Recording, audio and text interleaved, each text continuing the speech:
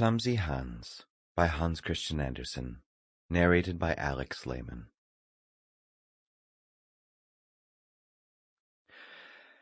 Out in the country there was an old mansion where an old squire lived with his 2 sons, who were so witty that they thought themselves too clever for words.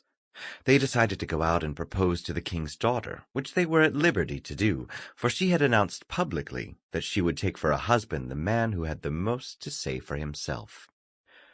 The 2 brothers made their preparations for 8 days beforehand. That was all the time they had, but it was enough, for they had many accomplishments, and everyone knows how useful they can be.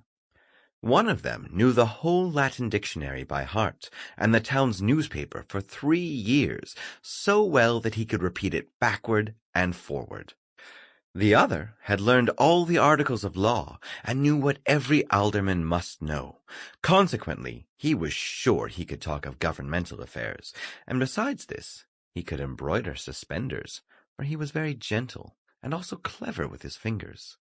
"I shall win the princess," they both said, as their father gave each of them a beautiful horse.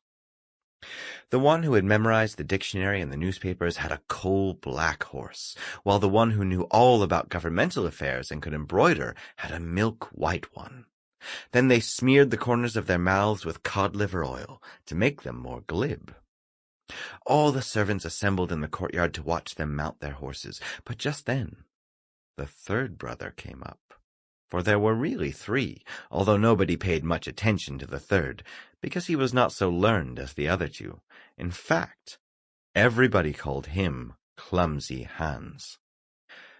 "Where are you going in all your Sunday clothes?" he asked. "To the king's court to woo the princess. Haven't you heard what—" Sample complete. Ready to continue?